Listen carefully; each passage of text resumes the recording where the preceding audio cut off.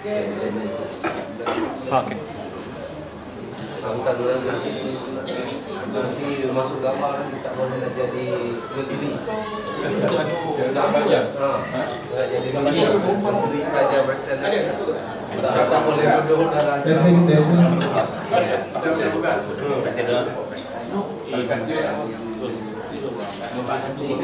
Bismillahirrahmanirrahim. Assalamualaikum warahmatullahi wabarakatuh. Alhamdulillah nahmaduhu wa nasta'inuhu wa nastaghfiruh wa na'udzu billahi min shururi anfusina wa sayyiati a'malina. May yahdihillahu fala mudilla lahu wa may yudlil fala hadiya lahu. Wa nashhadu an la ilaha illallah wahdahu la syarika lahu wa nashhadu anna Muhammadan 'abduhu wa rasuluh. Alhamdulillah kita bertemu lagi, kita teruskan dalam siri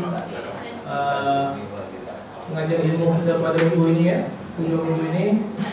Dan kita dah masuk sesi yang kelima, sesi yang kelima sesi yang kelima pada pagi ini, dan kita dah pun selesai semalam. Jadi hari ini kita akan teruskan lagi majlis ilmu kita dengan tamu kita Kapten Hafiz Firdaus. Jadi topik kita pada hari ini adalah panduan fikah musafir, ibadah dalam musafir. Mana kita dah kita dah mengenal tauhid, kemudian beberapa fikah kemarin, dan hari ini kita ada musafir. Ya mungkin banyak dari kita mungkin ada masih banyak kekeliruan ya. Antara sebabnya ialah banyak pendapat-pendapat dalam hal ini. Jadi insyaAllah kita akan lebih cerah sikit dengan sesi pagi ini. Tentang intro tentang ceramah kita mungkin tak perlu kita semua dah dengar semalam, semua dah hadir. Kita pun dah tahu Kapten Hafiz Firdaus sebagai Kapten untuk terbang Malaysia Airlines. Jadi tanpa berlengah lagi, saya serahkan pada Kapten. Terima kasih. Bismillahirrahmanirrahim. Assalamualaikum warahmatullahi wabarakatuh. Alhamdulillah dapat kita bertemu lagi. Alhamdulillah suka saya melihat para hadirin semua yang bersungguh-sungguh, tidak jemu-jemu mencintai saya. Mencintai ilmu dan datang untuk mendengar ilmu. Okay. Jadi sebelum saya bermula, ada apa nak kata tambahan ataupun pembetulan daripada apa yang saya sampaikan semalam. Semalam kita bincang tentang fiqh harta, dan bila intro tu saya mengkritik perbankan Islam. Dan saya kata Islamic loan ni tak sama dengan conventional loan. Macam kopi-kopi lebih kurang je. Tapi on the way back tu saya bincang dengan Brother Anwar, he's in Islamic banking.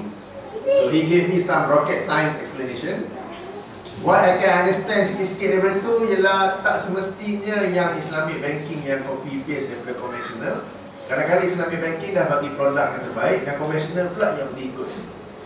Itu yang pertama. Yang keduanya, Islamic banking di Malaysia, yang kita ni di Malaysia lah, banyak yang nak bagi produk loan apakah yang lagi dekat, lagi inline dengan syariah, tetapi belum diluluskan oleh bank negara.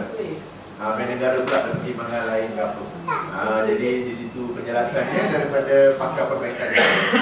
Okey, yang kedua pula semalam ada soalan tentang kalau kita beli benda, katakan kita beli kamera, harga cashnya 1000, harga installmentnya if 6 months jadi 1600. Ada anda extra kat situ, boleh ke tidak kan? So Brother Fawaz telah forwardkan saya linknya daripada Islam PNA ke apa kan. Yang boleh saya ringkaskan, tidak ada teks yang kata boleh tambah harga tu. Tak ada yang kata boleh menurut nak kena sama tu. Jadi a few scholars, a few saja berkata yang tambahan itu ialah riba. Akan tetapi majority of the scholars, termasuklah 4 imam mazhab, berkata tambahan itu dibolehkan. Sebab itu termasuk dalam jual beli. Penjual dah bagi syarat begini, pembelinya rendah, maka itu dibolehkan, bukan riba. Itu ya. Jadi kalau nak link penjelasan yang penuh tu, mungkin pada Fawaz boleh bawa dalam WhatsApp group ke apa. Ya, itu daripada semalam saja. Alhamdulillah. Okey, kita masuk hari ini tentang fiqh musafir. Ya, ramai di sini alhamdulillah yang kerap bermusafir pergi balik ke Malaysia ataupun ke destinasi lain, bercuti ke urusan kerja ke, dan menjadi cabaran untuk kita solat di dalam kapal terbang. Ya. Jadi kita nak sentuh di situ. Pertama sekali yang kita nak sentuh ialah tentang cara berwuduk dalam kapal terbang. Okey, di sini saya sendiri pada pengamatan saya ada 3 kategori. Pertama, yang tak wuduk tak solat langsung.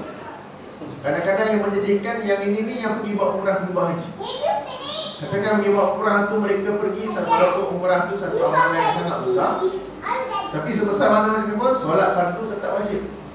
Tapi mereka tidak solat kerana tidak tahu ataupun mungkin rasa sukar untuk berwuduk.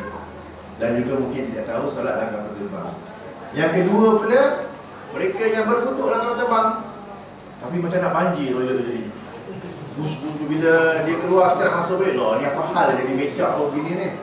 Ya, jadi memberi image yang buruk kepada kita orang Islam. Sebab kadang passenger tunggu nak masuk toilet, tengok orang Muslim masuk, dia keluar, dia masuk pula, ni apa hal apa tu orang macam ni, air pun nak sini-sini apa semua. Okay. Jadi yang ketiga ialah orang yang berwuduk dengan cara yang betul dan dia keluar toilet tu kemas saja. Kita nak jadi macam tu supaya pengguna lain pun dapat menggunakan tandas tersebut.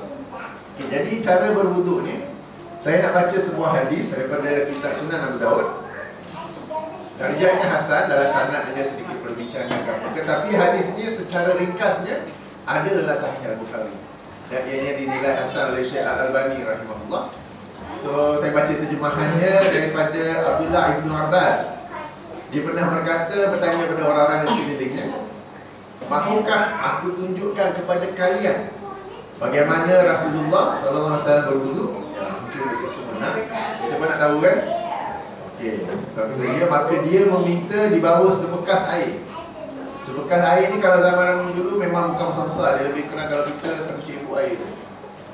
Okey, sebekas air. Lalu dia mencedoknya dengan tangan kanannya lantas berkumur-kumur dan apa kita panggil sedut air hidung kemudian hembus keluar. Satu tangan tu saja. Buat 2 sekali. Kumur, itu sedut air dalam hidung dan hembusnya keluar. Okey. Kemudian dia mencedok lagi, lalu menggabung kedua tangannya dengan sekali cedokan itu. Maksudnya macam ni, lepas tu dia macam ni.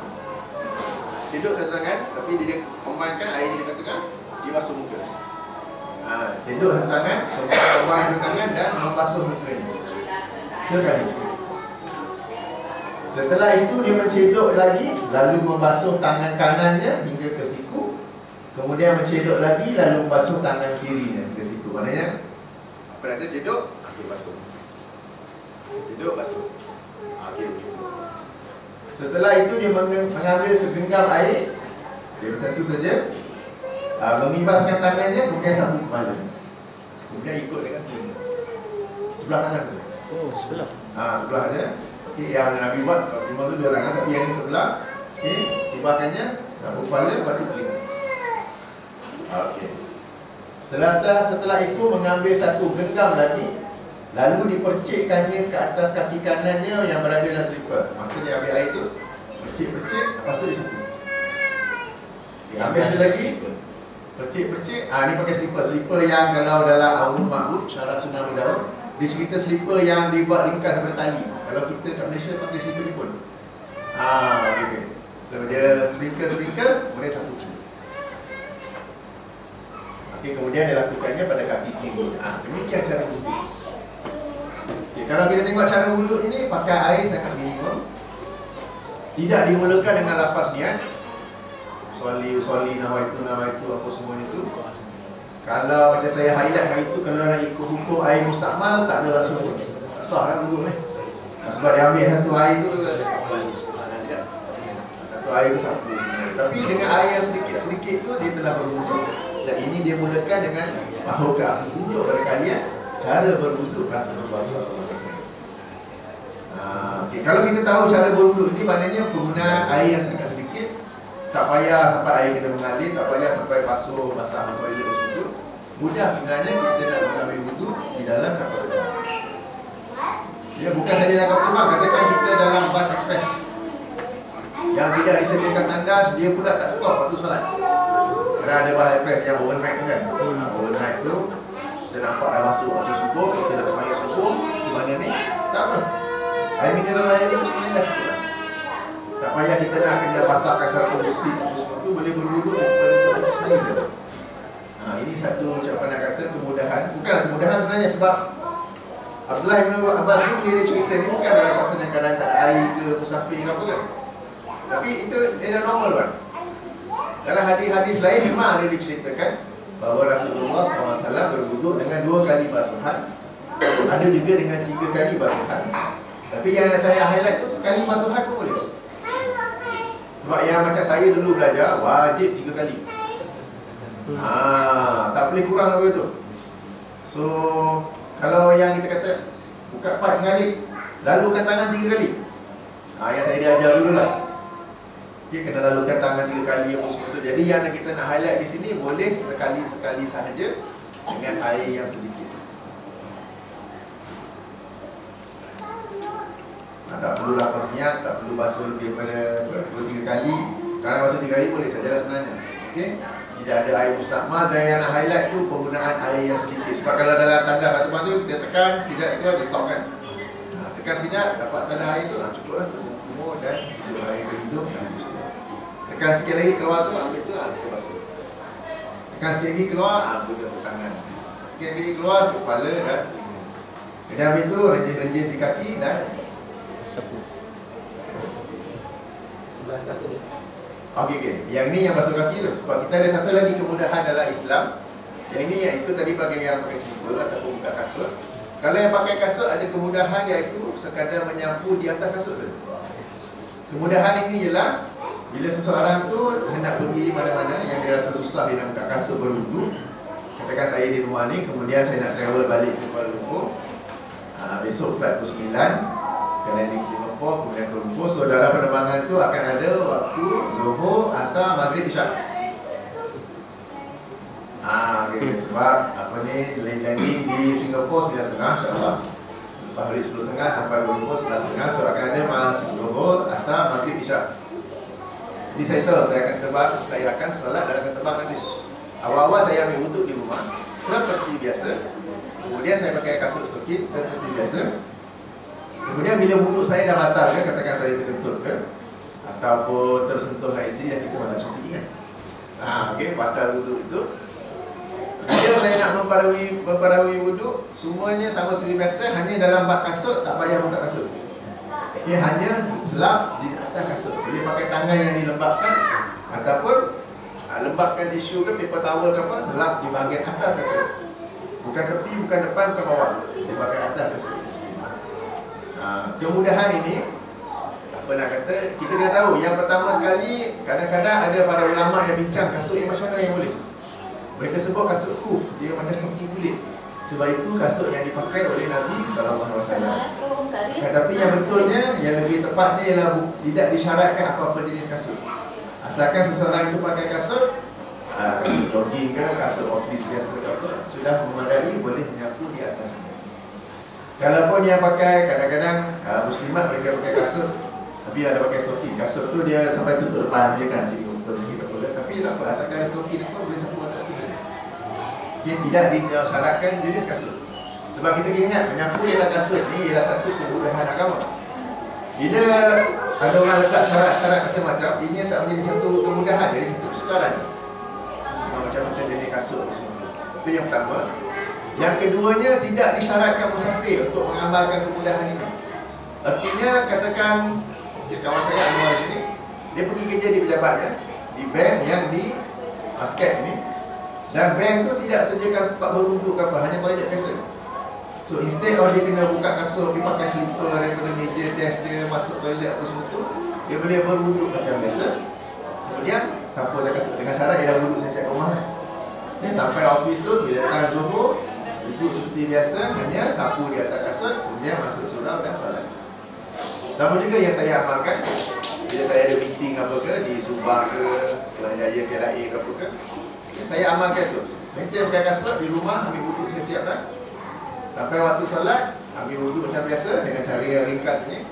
Kemudiannya tak payah buka kasut, sapu di atas kasut saja. Kemudiannya pergi surau solat.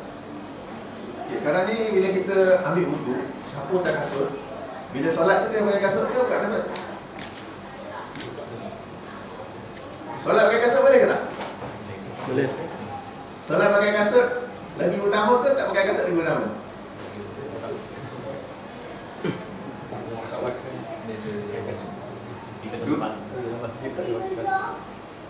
Dua-duanya ada keutamaan. Sebab ada surahan Nabi SAW untuk berbeza dengan orang lain yang beribadah pakai kasut.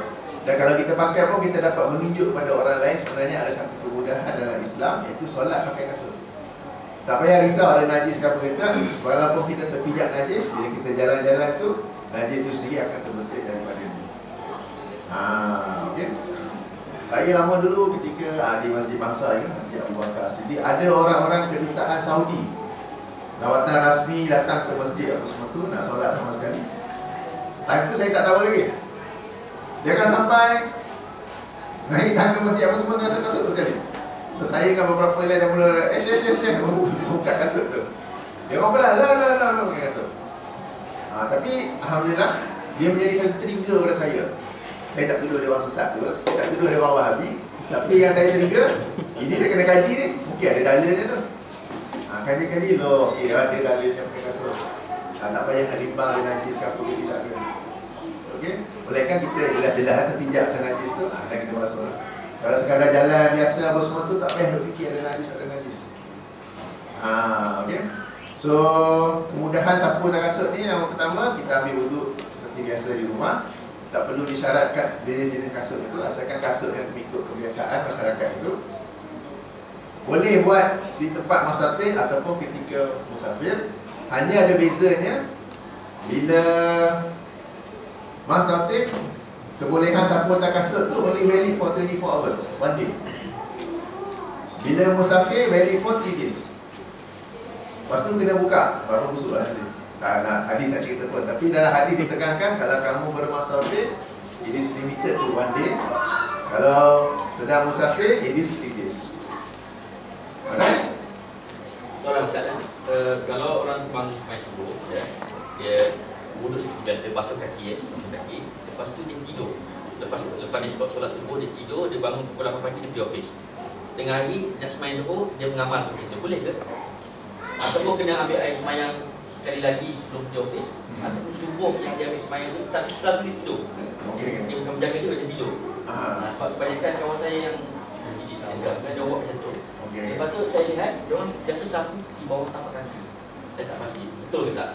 Okey. Sebab tidur tu antara perkara yang boleh membatalkan wuduk. Yes. Sebab tidur tu kalau ikut dalil tak ada. Ini adalah pandangan ulama. Pandangan ulama bila seseorang itu tidur, tidak tahu kalau dia terkentut atau tidak. Tak, memang dia akan batal.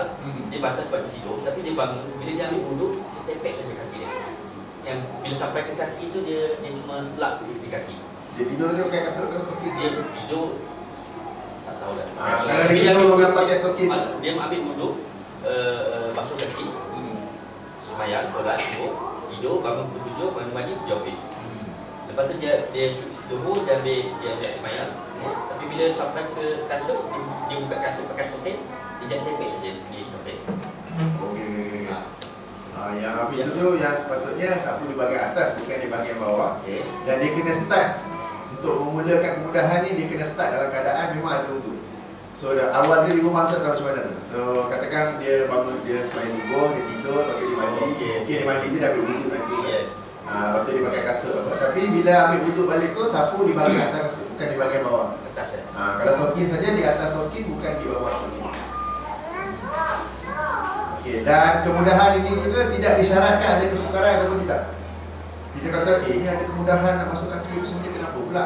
Sebab bila ada rusah ini, dalam sebuah hadis riwayat Imam Ahmad dengan sanad yang sahih, Rasulullah SAW bersabda, Allah SWT menyukai rusah-rusahnya, kemudahan-kemudahannya diambil, sebagaimana dia membenci larangan-larangannya dilanggar.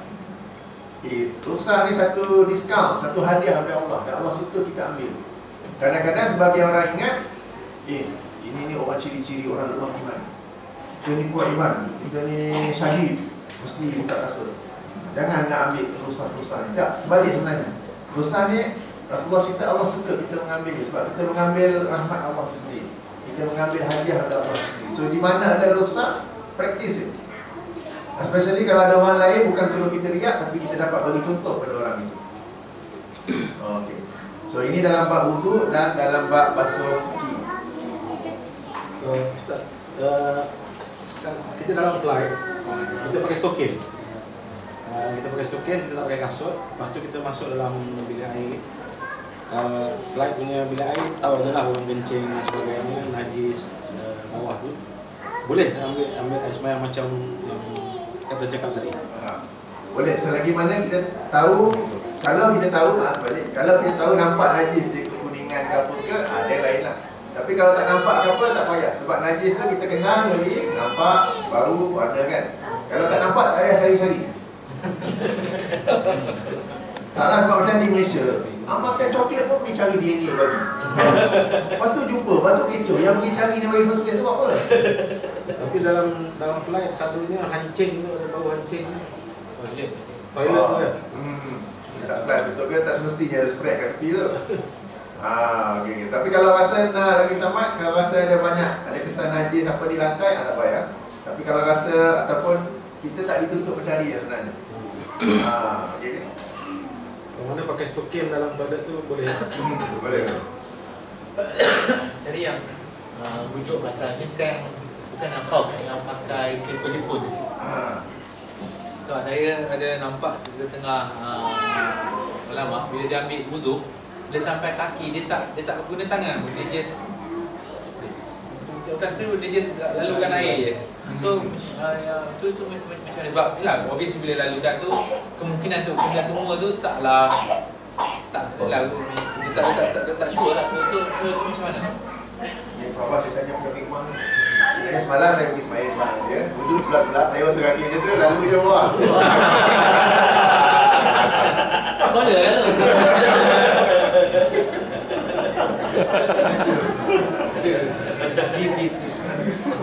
Sekadar yang saya tahu dibolehkan untuk lalukan air dulu lah dari bawah. Kalau orang tu nak besuk apa boleh saja. Tapi saya tidak mengetahui adanya kewajipan untuk nak kena besuk bawah tu lah. Maybe kalau ada stain, kita nampak.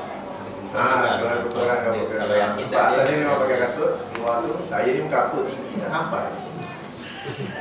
So saya lalu je lah, bawah ada sebelah, ada tengok je.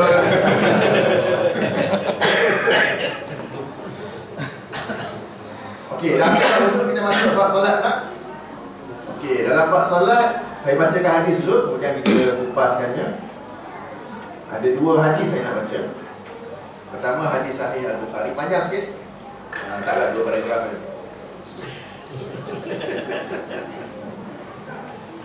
Hadis ini daripada Malik bin Huwairis radhiyallahu anhu, dia menceritakan, kami datang menemui Nabi sallallahu alaihi wasallam. Saat itu kami adalah para pemuda yang sebaya usianya. Maka kami tinggal bersama baginda selama 20 hari 20 malam. Baginda adalah seorang yang sangat penuh kasih sayang lagi berlemah lembut. Ya, alhamdulillah, saya pun 2-3 hari ini duduk bersama Brother Anwar, ada juga Ubang, Brother Fawaz, semua tu. Alhamdulillah, itu juga menggambarkan sunnah Nabi ini yang menjaga tetamu dengan baik. Sampai-sampai saya dapat advantage minta macam-macam. Okey, menjaga dengan penuh kasih sayang. Ini Nabi jadi tuan rumah. Menjaga dengan penuh kasih sayang dan lemah lembut. Ketika baginda menganggap bahawa kami telah inginkan atau rindukan keluarga kami, baginda bertanya kepada kami tentang ahli keluarga yang kami tinggalkan. Maka kami pun mengkhabarkan kepada baginda. Kemudian baginda bersabda, kembalilah kepada keluarga kalian, tinggallah bersama mereka, ajar serta perintahkanlah mereka untuk solat. Okay. Kemudian baginda sebut sesuatu yang aku perawi hadis itu. Lalu baginda melanjutkan, solatlah kalian sebagaimana kalian melihat aku solat. Yang isbat itu biasa dengar tadi. Solatlah kalian sebagaimana melihat aku solat. Jika masuk waktu solat, hendaklah salah seorang dari kalian mengumandangkan azan, dan hendaklah yang menjadi imam orang yang paling tua di antara kalian. Yang penting di situ yang saya nak highlight itu ialah solatlah kalian sebagaimana kalian lihat aku solat. Jadi kita bila bersolat itu cuba belajar cara Nabi SAW sebenarnya solat. Kita baca hadis-hadisnya apa semua tu. Dan yang ini bila kita solat dalam terbang sama juga kita cuba solat sebagaimana Nabi SAW solat. Tapi hadis kedua pula daripada Abu Hurairah radhiyallahu, hadis Sahih Bukhari, hadis famous dalam kitab hadis 40 pun ada. Biarkanlah aku dengan apa yang aku tinggalkan pada kalian. Jangan nak bising-bising nak minta tu, nak minta ni, aku nak buat ni, Nabi tak kata tak boleh apa semua. Okey. Da'uni ma taraktukum. Biarkanlah aku, tinggalkanlah aku, cukuplah dengan apa yang aku tinggalkan pada kalian. Jangan nak minta apa, nak buat macam-macam amalan lagi. Ini salah satu dalil bagi orang yang berkata Nabi tak buat, Nabi tak kata jangan buat. Tapi yang tersiratnya Nabi kata dah cukup dah apa yang kita ni. Tak payah lebih-lebih lagi. Lepas tu sesungguhnya telah binasa orang-orang sebelum kalian, tidak lain kerana soalan-soalan mereka dan perselisihan mereka terhadap nabi-nabi mereka. Maka apabila aku melarang kalian daripada sesuatu, maka jauhilah ia. Dan apabila aku memerintahkan kalian dengan sesuatu urusan, maka lakukanlah ia semampu mungkin. Okay, hadis ni ada beberapa pengejaran. Nombor satu, cukup dengan apa yang Nabi ajar kita dalam buat ibadah ni, tak payah nak fikir tambah ke mana. Yang kedua ni macam mana ni? Umat-umat sebelum kita ni binasa sebab soalan-soalan mereka pada Nabi mereka. So tak payah nanya soalan kan? Okey kan, tadi boleh balik awal. Soalan-soalan agama terbahagi kepada 3 kategori. Pertama, kita panggil soalan malaikat Jibril. Itu orang yang bertanya sudah tahu jawapannya, tapi dia sengaja bertanya supaya orang yang ditanya itu dapat explain kepada orang lain. Dikatakan soalan malaikat Jibril kenapa? Sebab kita tahu hadis yang malaikat Jibril datang menjumpai seorang manusia, datang menjumpa Rasulullah SAW dan bertanya tentang Islam, iman dan ihsan. Malaikat Jibril tahu jawapannya, tapi sengaja ditanya Nabi supaya Nabi dapat explain kepada para sahabat sekelilingnya dan sampai kepada kita juga melalui hadis-hadis. Itu soalan bentuk pertama, dibolehkan.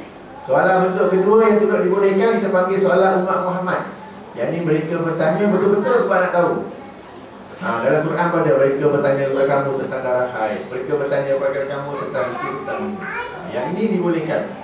Yang ketiga yang dilarang, yang disebut dalam yang dimasukkan hadis ini ialah kita panggil soalan Bani Israel.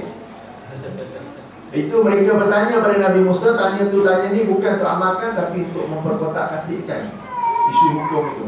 Macam kalau kita ingat dalam surah Al-Baqarah, okey, Allah memerintahkan Bani Israel untuk menyembelih seekor lembu. Macam-macam soalan mereka tanya kat Nabi Musa. Lembu tu macam mana, warna apa, membajak ke tak membajak ke apa semua tu. Dan hampir-hampir mereka tidak akan memperlakukannya sebenarnya. Yang soalan beginilah yang dimasukkan dalam hadis ini. Mereka tanya not to know, but just to make fun of it, just to ridicule that particular surahan agama. Ya, yang pentingnya di akhir ini, apabila aku memerintahkan kalian dengan sesuatu urusan, maka lakukanlah ia semampu mungkin. Rasulullah memerintahkan kita untuk solat sebagaimana kita lihat bagi kita solat. Tapi lakukanlah ianya semampu mungkin. Artinya kalau kita dalam flight, kita tak dapat solat dengan cara berdiri. Mungkin tempat penuh ke, kita pula duduk di ekonomi, tidak dibagi ruang untuk solat, tak apa, boleh solat duduk. Kita lakukannya semampu mungkin. Seboleh-bolehnya kita nak solat diri, rukuk sujud seperti biasa. Akan tetapi disebabkan oleh sebab-sebab yang tidak dapat dielakkan, kita solat duduk. Itu dibolehkan. Sebab apa? Memang kita nak solat sebagaimana Nabi solat, akan tetapi itu juga melakukannya dengan semampu mungkin. So berdasarkan dua hadis ini, dia cover semua persoalan tentang solat dalam kapal terbang. Artinya kita buat sekadar mana yang boleh, kita cuba menghadap kiblat sekadar mana yang boleh, kita cuba qiyam, rukuk, sujud, tumaninah sekadar mana yang boleh. Akan tapi kalau suasana tidak mengizinkan, tak apa kalau kita solat duduk ke. Kalau Qatar, kita masket balik ke rukuk, kiblat kat belakang. Macam mana tu? Tak apa. Kalau kita boleh minta ke anak kapal, saya nak semayang nak menghadap belakang, boleh ke? Oh no, cannot sir. Dia bla bla bla apa dia begitu. Kita semayang duduk, tak apa boleh. Walaupun kiblatnya itu di belakang. Sebab kita telah melakukan semampu yang boleh. Sama juga kalau kita boleh semayang berdiri. Dia bagi at door 4 je. Pintu yang keempat yang kat belakang area tu. Kat tempat solat, ada ruang sikit kalau kita nak solat. Baru start rakaat pertama, kapal dah goyang-goyang. Goyang-goyang apa semua tu, takut terjatuh pula sembahyang duduk. Boleh, mana kita sembahyang duduk, rukuk, sujud, tapi tak berdiri, duduk saja. Dibolehkan. Sebab apa? Kita sembahyang segala mana yang mampu. Okey kan cakap ni? Habis-habis lah itu je. Senang kan? Tak apa, mungkin soalan banyak ke apa, mungkin saya benda ni satu kebiasaan. Jadi saya rasa macam biasa je. Mungkin para hadirin ataupun muslimat di belakang ada perkara nak bincang ke, okey. Apa saya start dulu. Saya ada soalan Jibril satu. Soalan Jibril. Ya. Dia pakai Jibril silakan. Di semayang tu, on the way nak pergi semayang tak? Dia dah bagi tempat duduk belakang. Sekali macam Captain cakap, fasten your seatbelt. Ya. Saya kena pergi depan, duduk, boleh semayang ni. Boleh, tapi selalunya terbilanya tak lama. Mungkin 5, 10, paling lama 15 minit, tunggu sekejap ke apa ke, dia boleh pergi balik belakang untuk solat. Melainkan kita tengok waktu solat tu akan habis awal. Katakan contohnya kalau kita semayang subuh, okay, and we are travelling eastwards, maknanya kapal ke sini, matahari ke sini, subuh tu sangat sekejap, going this way. Dan kita tu apa kata waktu solat sangat terbatas, jadi kita kena solat juga, dan kita solat subuh. Kalau kita going westward, maghrib katakan, the sun will go down very slow sebab aircraft ke sini, matahari pun turun sini. Tak turun-turun sebenarnya. Dan kita ada banyak masa, maghrib tu jadi lama sebenarnya. Dia tak boleh kita boleh tunggu kejap. Katanya waktu solat, macam mana kita nak identify waktu solat tu? Position of the plane ataupun macam mana? Yang betulnya ada exact position of the plane at that time. Macam mana pula tu? Macam mana kita nak tahu? Okey, tak apa. Ada satu app, okay, untuk Android, untuk iOS, iPhone saya tak tahu, mungkin ada ke apa ke. Nama dia Halal Trip. Halal Trip. Halal Trip. Orang Singapore buat. Okay, Halal Trip dia satu kataan dia. So app tu kita masukkan waktu berlepas di point of origin, katakan Muscat. Kita masukkan kita punya arrival Singapore and the time of arrival kat situ. Local time. Muscat local time, Singapore local time. Dia akan calculate sendiri based on that, matahari apa semua tu, dia akan bagi waktu solat. Okey, katakanlah phone tertinggal di rumah. Ataupun dah ada, tapi asyik ada WhatsApp, dia habis bateri.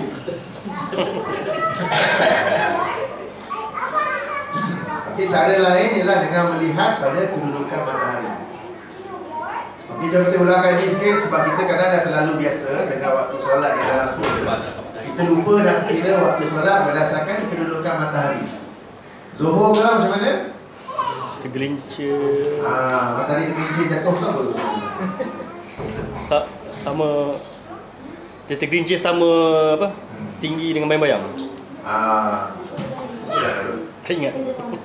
Kalau boleh dalam flight tu duduk tepi tingkap supaya nampak matahari. Letak je benda ni ke pen ke apa tepi tingkap tu.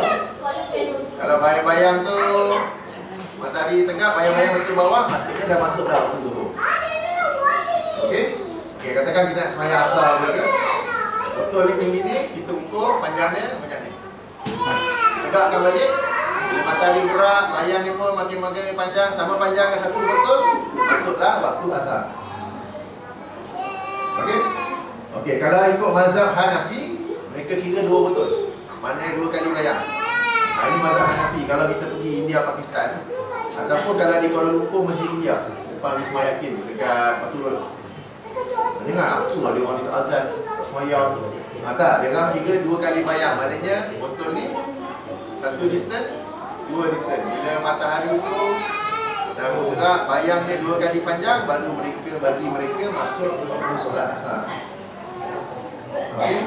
Bagi mazhab Syafi'i dan lain-lain tiga mazhab, ianya sekali bayang saja. Okey, kita ukur dengan cara tu. Maghrib macam mana? Let's say this is the horizon. Betul-betul matahari dia turun. Bila matahari bulatnya tu dah habis bawah horizon, masuk dalam maghrib walaupun ada cahaya lagi. Tapi matahari bulat di sini dah turun. Itu masuknya waktu maghrib. Ada cahaya lagi kan? Bila cahaya tu semua hilang, masuklah waktu isyak. Okey. Besoknya pula subuh, bila nampak dah ada cahaya, bagi terang sikit, itulah solat subuh. Maksudnya waktu subuh. Boleh ulang lagi waktu maghrib. Matahari bulat kan? Dia turun katakan ni horizon. Dia turun sampai kita panggil horizon tu. Dia terselindung bawah tu, di bulatan tu betul-betul completely below horizon, itu masuk waktu maghrib. Walaupun kita nampak ada cahaya lagi. Banyak boleh nampak. Jadi messenger pun duduk tingkat nampak kan? Ya, kalau kita kan ada bunga apa semua kan. Tak apa, kalau di belakang gunung pun kira di situ tu. Ya, maghrib. Maghrib. Kalau ada banyak awan tebal tapi dah belakang tu, tak apa. As long as it is already, kita kata tersembunyi belakang tu. Dah maghrib dah tu. Okey, bila dah langsung tak ada cahaya, dah masuklah waktu isyak. Dapat kopi-kopi, download halal trip. Ya, untuk buka puasa dalam flight pun boleh pakai. Boleh pakai. An extension to soalan Presiden FAM. So, bila flight tu, contohnya daripada Malaysia ke Jepun, most of the time matahari. Katalah worst case scenario pun tak ada, and then tengah matahari, and then very cloudy, tak nampak matahari. So, kena tahu waktu solat tu bagaimana? Sebab okey, kalau pergi Jepun, awal-awal pilih flight minta seat sebelah kanan. Sebab matahari akan naik sebelah kanan. Worst case scenario tak ada seat bang. Worst case scenario. Tengah-tengah. Worst case scenario. Worst case scenario semua lebih kurang pasangan lagi. Okey, walaupun kita katakan kita sekarang ni dah minta seat sebelah kanan, tak ada, kena duduk sebelah kiri. Okay, kita boleh minta daripada pramugara, Gargari. Daripada pramugara, sebab dia orang dekat dia orang punya galley tu ada pintu pun ada tikar. They can have a look from that window. Can you please tell me you can see some sunlight over there? Can you please tell me? Because I want to do my prayer. Jadi dia jalan, dia nampak cahaya tu, dia bagi tahu nanti. Jadi walaupun ada awan, we cannot see the exact sun, tapi we can see some light kat situ. That's the way kalau kita tak dapat duduk di tingkap yang arah matahari naik ataupun maghrib, arah matahari turun. Boleh kita minta tolong daripada mereka. Kalau semuanya pramugari, terpaksa tu. Jadi kalau boleh pilih, tanya yang gara. Kamu gara. Okey? Jadi situ kita boleh nampak. Kalau maghribnya, actually kita tengoklah roughly our flight which direction we are going. Kalau apa nak kata Jepun balik ke Kuala Lumpur, kita nak tahu waktu subuh kelak, duduk belah kiri pula. If our flight goes to that time lah kan. Okey, waktu kiblat. Macam mana kita nak identify again time at origin tu? Sebab dalam screen tu dia cuma tulis kadang-kadang ada on top of India for example. Jadi kita tukar time kita ke at that time Indian time. Okey. Yang itu tu ada pandangan yang berkata kalau kita tengah fly tu, and then we are flying over India at the moment, kita follow waktu sembahyang di India. Okey, ada pandangan tu, tapi pada saya kurang tepat sebab di on ground and at 35 or 40,000 feet, the prayer time is different. Especially subuh, asar, maghrib, isyak. Okey. Kalau zuhur sebab betul-betul asas. Jadi regardless of your time on the ground, yang paling elok tengok matahari ataupun that particular app tu, bukan saya buat lah, tapi kena promote lah benda yang bagus kan. Dia dah take into account all those things.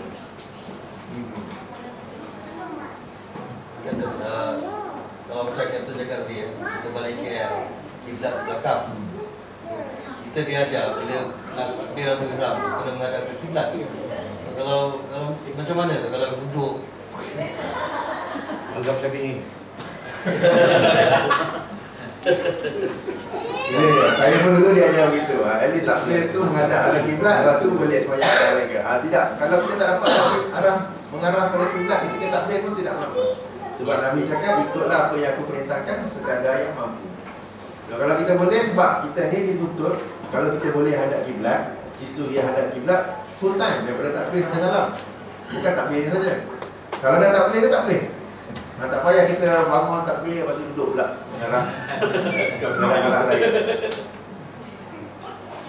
Okey, katakan kita boleh hadap kiblat. Tapi kapal terbang tu bergerak. Mesti arah kiblat pun bergerak. So macam mana tu? Kita sambil sembahyang tu sampai kita bergerak. Bertanyalah sebelah dari tanya. Starting point. Kita ikut starting point. First point. Kiblat tu kalaupun dia bergerak kerana bergerak yang kapal terbang, tapi pergerakannya sangat-sangat slow, negligible. Sebab let's say ada yang same scenario tadi, Kuala Lumpur ke Narita, Tokyo, bila masuk waktu subuh, kiblat lebih around 5 o'clock direction. Maknanya kapal tu 12 o'clock, kita ikut waktu time tu, lebih kurang ke arah. Okay, tapi as you are praying, the aircraft is moving, but the direction of kiblat will be moving very very slow because you are very far from Mekah. Dia akan gerak laju if you are flying betul-betul tepi kapal. Which is tak ada yang fly betul-betul tepi atau atas kapal. So bila kita nampak ada arah kiblat tu, sama ada kita guna app tadi tu dia tunjukkan arah kiblat mana. Tak payah ada kompas semua tu. Okey, ataupun kita tengok kadang-kadang akan terbang skrin tu dia tunjuk arah kiblat apa. That direction is good enough. The perbezaan yang ada lepas tu very negligible. Selalunya kiblat direction tu tak ada masalah kata. Yang masalahnya timing tu. Okey. Sebab apa kiblat tu selalunya ada dia tunjuk kompas tu ke arah kiblat. There is. Tapi the timing yang Okey. yang menjadi masalah. Sebab kalau bulan puasa kita boleh bagi tahu dia, can you tell the captain when can we break our fast? Kalau dia yang buat itu. So itulah, cuba tengok waktu matahari ataupun app yang saya sebut tadi tu lah. Tapi dia orang dah suruh tutup tu apa? Shutters down. Kalau shutter down yang dekat geni tu dia buka. Tak ada yang mampu dah kaki. Ini kapten kena semua. Sekarang dalam masuk bantu masak. Not all aircraft Against the rule. Against the rule. Especially certain airline. Dia nama negara Islam, tapi dia kurang sikit. Okay. Sebab apa nak kata, sekarang passenger tengah tidur. Why are you making, katakan let's say we are flying, yang Muslim passenger 10% je, yang puasa pula 5% je, ataupun yang nak solat tu pula 1% je. Because 1%, the pilot is making announcement, waking up the whole 300 passengers. Memang Allah hari kata. Okay, itu nombor satu. Nombor dua, bukan semua pilot, Muslim atau non-Muslim, tahu cara kira. Setengah tahu, setengah tak tahu. Setengah tu yang non-Muslim pun pandai kira. Tahu app, ada apa nak kata panggil almanac apa semua tu. Almanac kira latitude, longitude, sin, cosine, tangent semua masuk. Lepas tu dia tahu waktu. Yang setengah tu yang Muslim sekalipun. Apa ciri-ciri waktu maghrib masuk? Tak tahu. Selama ni apa dengar je lah asal kat TV radio. Tak pernah tengok luar pun matahari tu kegelapannya macam mana ke apa. So not all pilots know. Sebab kadang-kadang waktu Ramadan, ask the pilot, kamu pilot tu. Kata pakar lagi senang sebenarnya daripada kita waktu sembahyang. Engine rosak satu pun, engine malfunction ke, electrical generator malfunction ke, is a much normal situation for us to handle. Daripada kira waktu masuk, katakan waktu ni, waktu solat ke, nak start puasa bila, sahur bila, kan? Dapat sahur 5 minit sebelum fajar, setengah tu 10 minit sebelum fajar. Dan yang high class sahur tak ada. Okay, apa waktu imsak kan? Tak ada tu, yang ada makan sampai subuh stop. There's no such thing as 5 minutes, 10 minutes before that. Itu mazhab Malaysia. Okay, kira waktu maghrib. So some know, some don't know. Yang penting kita sebagai Muslim ni, kita nak travel, we make an effort to prepare during the travel tu. Apa, macam mana nak kira arah kiblat, waktu solat dan sebagainya. Malam ada yang confuse pasal duration untuk solat jamak dan kasar, but dia separate. Yang Captain cerita the day before. So actually dalil kita macam mana duration dia, sebab benda ni ada khilaf kan dalam mazhab, even ibadi sekalipun. So kita share lah kalau ada dalil yang Captain tahu untuk duration. Dalilnya tentang jarak bila kita boleh consider sudah musafir, dan tempoh musafir ada banyak. Dan sampai-sampai Imam Ibn Qayyim dalam kitabnya Zadul Ma'ad menerangkan dalam bab ini ada, tak silap saya 26 ke 36 pendapat dia cerita. Tapi maknanya ada banyak pendapat, ada banyak khilaf. Bukan 2-3 pandangan, tetapi If I'm not mistaken, he mentioned 26 or 36. Okay, katakanlah memang ada 26 pendapat ni. Ya, sebab ada hadis yang menerangkan Nabi keluar je sempadan kota Madinah dah kasar.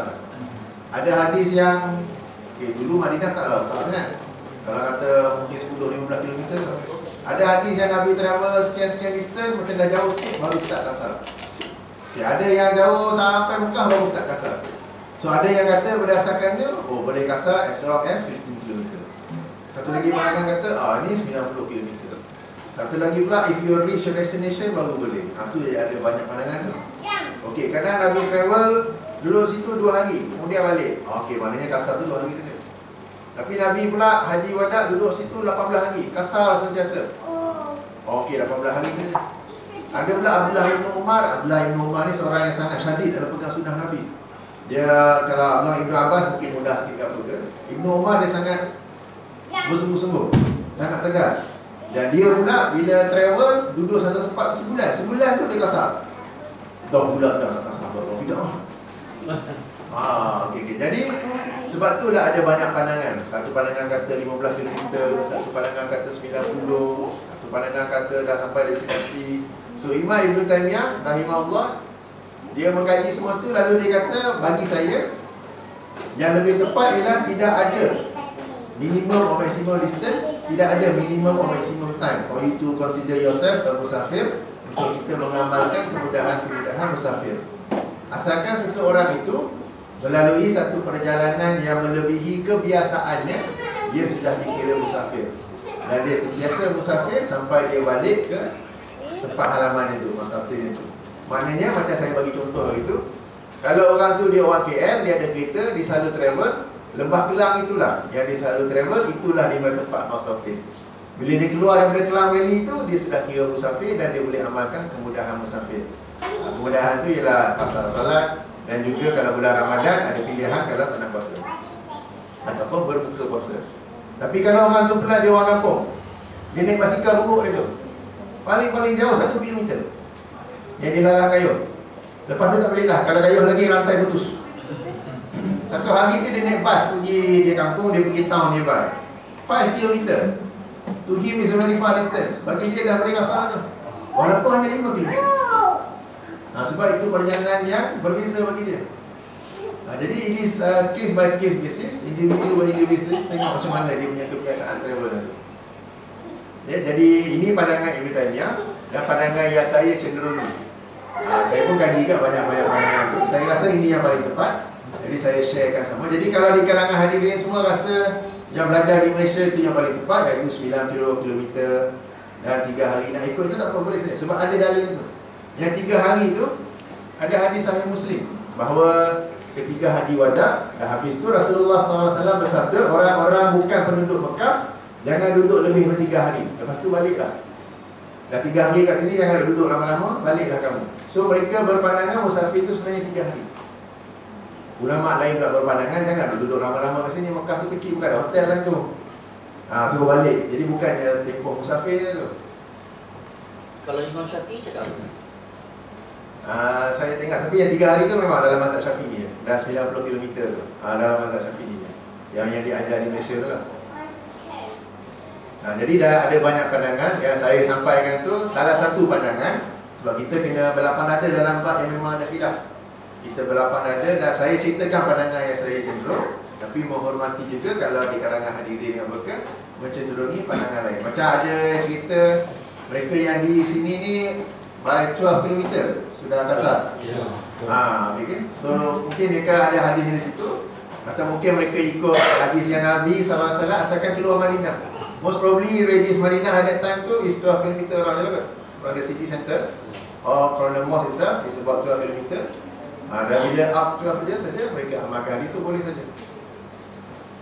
Mungkin janggal sikit bagi kita, tapi boleh je. Macam saya cerita tadi, orang kampung tu yang hanya naik basikal, sekali tu dia naik bas pergi town 5 km. Ada musafir dah bagi dia. Okay, bagi kita, apa 5 km ni? Sebab kita biasa ada kereta apa semua tu, ini something yang tak layak lah kata musafir. Tapi bagi orang yang tak biasa travel apa semua tu, ini sudah satu kesukaran bagi dia. Okay, satu yang melebihi kebiasaan. Okay, ini yang bab kasar jamak different. Yang diajar di Malaysia, ini mazhab Malaysia, jamak dan kasar mereka combine sekali. Kahwin je. Okay, dari hari tu first day saya dah cerita, saya ulang balik. Jamak syarat dia ialah kesukaran melaksanakan waktu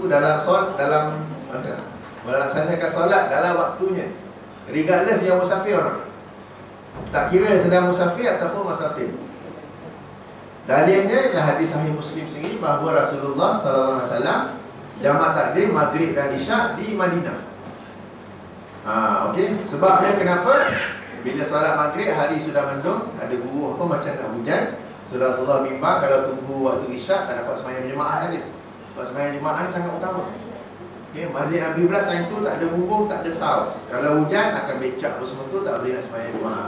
Lalu mereka sembahyang maghrib, lepas tu terus sambung dengan sembahyang isyak. Tapi maghrib 3, isyak 4. Kerana apa? Mereka tidak musafir. Sembahyang kasar disyaratkan oleh musafir. Regardless dalam musafir itu ada kesukaran atau tidak? Sembahyang jamak disyaratkan oleh kesukaran. Regardless dia ada sama ada yang musafir ataupun musafir. Okay, boleh tangkap kan? Bukan rocket science kan? Islamic banking kan rocket science. So maksudnya Ustaz, kalau macam saya musafir daripada rumah kat rumah sekarang ke Dubai dengan itu ya, daripada Dubai ke back to my house. Biasa saya sampai balik around maghrib to isyak So I can jamak at my own house. Boleh. Boleh So because last time understanding is you have to stop somewhere before you. Tapi jamak tak jelas sebab sampai rumah kan? So really it's possible lah. Ya, boleh. In your own house. In your own house. Sebab katakan kita baru sampai, nak duduk dengan family kejap, mandi apa profesional, pada time nak sembahyang dah isyak dah. Boleh dah kita jamak takhir lah, maghrib, isyak. Bila sembahyang jamak tu, tertib solat ni sama. Maknanya katakan kita jamak takhir, it is still maghrib first and then isyak. Kalau di Malaysia isyak dulu baru maghrib. Kalau kita jamak takhir zuhur asar, asar dulu baru zuhur. Bukan, kalau ikut sunnah Nabi SAW, zuhur dulu baru asar. Jamak takhir ke maghrib dulu baru isyak. Boleh. Katakan before my understanding is you have to stop somewhere before you reach home. Then you jamak first. Kasar. Itu kalau isyak kasar. Untuk kasar macam mana? Untuk kasar macam mana? Tips yang sama. Nak kena stop somewhere before reach home ke? Ya, sebab kalau reach home tu dah tak ada kasar lah. Tapi let's say you are still at Muscat Airport, you singgah surau kat situ tu, sembahyang ada yang boleh lagi maghrib 3, isyak 2. Di luar mungkin kita. Tapi dia masih consider sedang travel. Walaupun dah dalam area dekat. Kalau di Malaysia disebut kita mesti di luar mungkin kita tinggal. Kita masih lagi boleh kasar. Kalau dah masuk mungkin kita menggunakan kasaran ni. Okey. Itu di Malaysia lah. Itu di Malaysia. Pandangan Malaysia. Ustaz, ada lagi satu pandangan. Kalau saya asal orang Kuala Lumpur, saya tinggal Muscat, saya balik rumah saya tak boleh jamak. Saya tak boleh balik Kuala Lumpur, saya tinggal local. Macam mana? Tapi saya belum masuk di Muscat. Saya balik Kuala Lumpur, dia kata, oh kau tak boleh jamak kasar sebab kau orang Kuala Lumpur. Okey. Macam yang sahabat-sahabat semua di sini ada rumah di Kuala Lumpur dan juga di Muscat ni, dikira orang yang ada 2 tempat tinggal. Dalam kitab-kitab Afrika, dia bincang macam orang yang ada 2 isteri. Satu di Perlis, satu di Johor. Bila dia di Perlis, kat rumah di Perlis, dia tidak dikira musafir. Dia di Johor, tidak dikira musafir. Zaman cakap ni, bila kita sahabat di sini, di rumahnya di Kuala Lumpur, dia tidak dikira musafir. Di Muscat, tidak dikira musafir. Pada itu tempat, tapi di antara tu atau mana-mana lain, dia dikira musafir. Ada Johor. Jadi bermakna kalau kita balik Kuala Lumpur tu bukan kira musafir lah. Kita tak boleh buat jamak kasar lah. Saya tak sebut jamak kasar, dia sebut kita tak boleh buat kasar lah. Sebut kasar lah ya. Kita boleh jamak. Kalau ibu bapa? Kalau orang ibu boleh. Rumah kita ibu bapa di kampung. Sama juga. Tapi kalau kita dah lama tak balik, maknanya kita balik tu macam weekend saja kat apa ke, taklah rumah kita jalan. Rumah ibu bapa kampung kita tu masih musafir lagi. Jadi kalau kita tinggal di Muscat setahun, kita balik KL 1 hari je. Itu pun kita balik rumah parents. Kita musafir. Pulang whether you consider yang kat Kuala Lumpur tu masih your house ke tidak?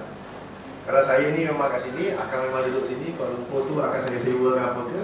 Maknanya di masket saja lah.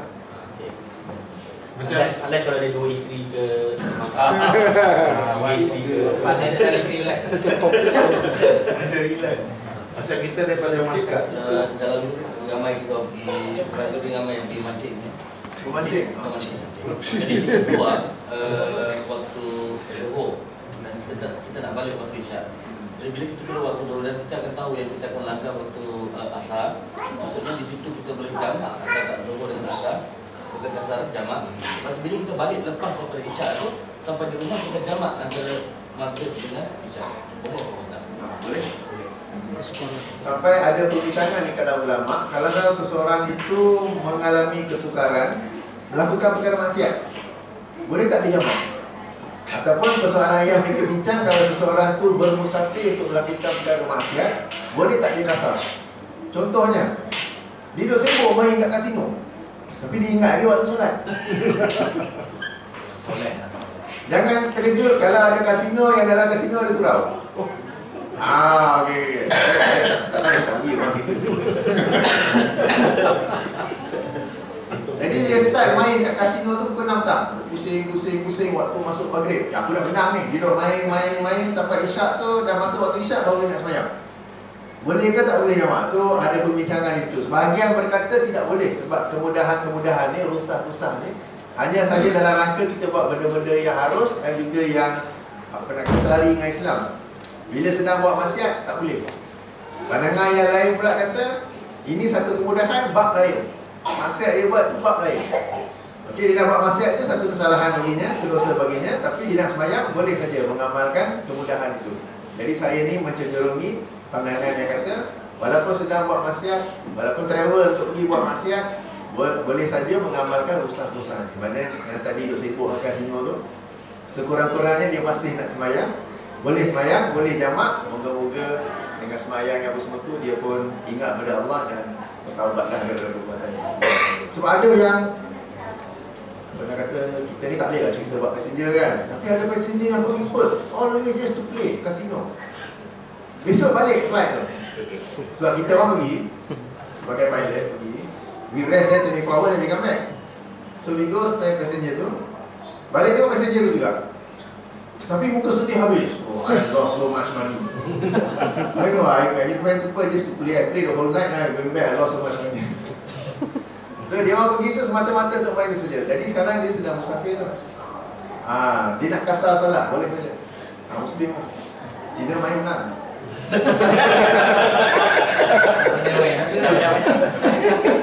Dia main lagi ya.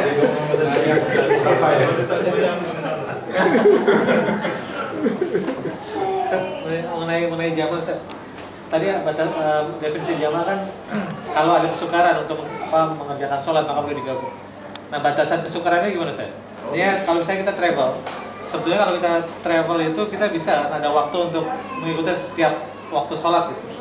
Tapi kadang-kadang untuk mempermudah, karena kita perlu pergi ke satu tempat atau apa, akhirnya kita jamak untuk mempermudah. Apakah itu termasuk diperbolehkan atau? Jadi apakah batas ataupun ukuran kesukarannya membolehkan kita menjamak solat? Tidak ada black and white definition. Maknanya kesukaran itu mengikut ini subjektif, mengikut ukuran masing-masing. Kadang-kadang tak suka pun. Katakan dia ada mesyuarat. Bos dia bagi pukul 4 petang, katakan asal pukul 5. Bos bagi pukul 4 daripada jauh. Dia nak hantar staff tu sampai waktu isyak pun tak habis. Bukanlah kesukaran pun, tapi ini bos ni aku keluarkan, dia set aku pula. Jadi masa sembahyang zuhur tu awal-awal lagi dia jamak asar. Walaupun kesukaran tu kita dengar apa kaitannya tu. Okay? Ataupun contoh lain, doktor yang buat surgery. Dia start dari pukul 11 pagi sampai 5 petang baru habis. Okay, lepas tu dia jamak takhir. Kita mungkin tak faham ada doktor ni keluarlah tidak surgery apa salahnya. Ramai tim surgery tu kan. Kita mungkin tak faham. Ataupun contoh ni lah, pilot jamak. Untuk pilot je lah tu dah jamak apa? Untuk termenung, kira awan, kira langit, makan. Kira awan, kira bintang, makan. Kita order makan, pramugari cakap dah habis. Mana pergi kapten makan?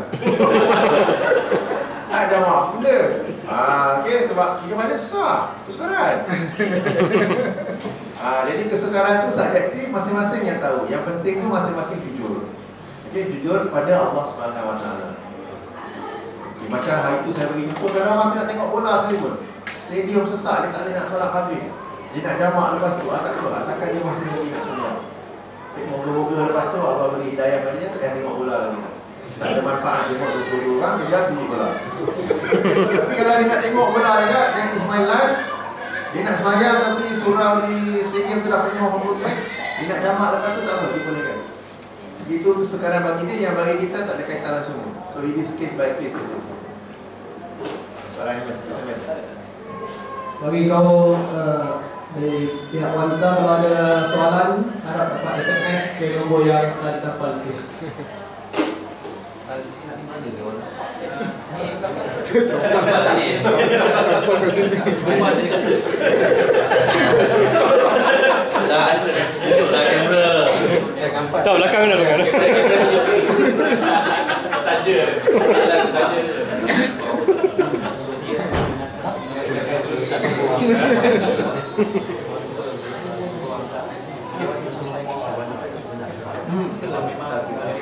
Soalan. Dan dalam bahasa Melayu sangat famous kadar and all that.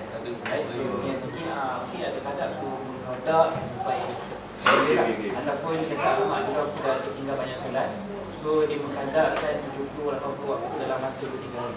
So bagaimana? Ada dua soalan di sini. Soalan yang bagus, banker. Daripada banker kita. Soalan. Okey, soalan tu okey. Kadang-kadang doktor ada satu surgery yang penting yang mengambil masa sangat lama. It could be 22 hours katakan. And memang melewati waktu zuhur, asar, maghrib, isyak, subuh. Okey, dan doktor tidak boleh sebab important surgery ke apa ke. Kat sini ada doktor. Ada ke surgery yang retired doktor? Dia tak boleh Doktor pencet. Duduk tengok orang. Okay, macam I know satu surgery can take very long. Okay, 20 hours ke apa ke. Tapi dalam 20 hours tu ada masa ke nak keluar untuk solat kalau? Kalau dia nak keluar Nurse tolong. Bar yang bercantum Muhammad bila dia interview Al Jazeera. So doktor yang berada di Saudi tu ceritakan dia semuslim doktor di King Saud Hospital. Dia kata dia memang he cannot even take 1 minute eyesight from sebab dia urat and all that. So dia kata okay. So macam mana dia macam mana tu saya pun tak tahu. Jamak kalau ikut Syekh Taufik Chaduri dia kata dia akan solat off. Maksudnya sebab dia dalam emergency department. So dia akan bedah.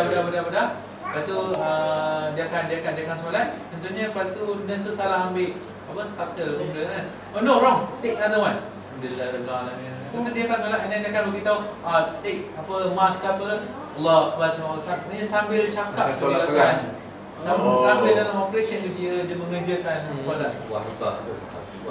Itu kalau Syekh Taufik Chaduri solat medan perang. Okey, satu yang saya teringat adalah Sahih Al-Bukhari. Ada diterangkan ketika perang Khandaq, yang perang ada gali parit liling tu. Ada satu hari itu orang musyrikin mereka menyerang tentera Islam di Madinah itu sangat hebat. Sampai-sampai tentera Islam, umat Islam termasuk Rasulullah SAW tidak sempat solat asar langsung. Mereka tu attack sampai dah gelap, dah maghrib baru dia orang berundur. Time tu baru mereka sempat solat. Ya, sebab solat khauf tu pun walaupun tu masanya ada enemy attack was not so great lah. This one was very great. Memang sampai tak sempat nak seorang solat, seorang lawan musuh tu. Mereka were very busy defending Madinah. Sampai-sampai tak sempat solat asar. Bila dah maghrib baru tentera tu berundur, baru mereka sempat solat. Jadi dah mereka solat asar dulu 4 rakaat, kemudian baru maghrib. So yang ini dibincangkan dalam suasana darurat. Dalam suasana darurat tidak mengapa tak solat, asalkan bila very instant dapat solat balik kita solat. Jadi satu contoh yang macam yang tadi tu, ataupun satu contoh yang saya dapat fikirkan sekarang ni ialah kalau doktor tu dalam suasana darurat sebab dia kena jaga nyawa patient dia takut.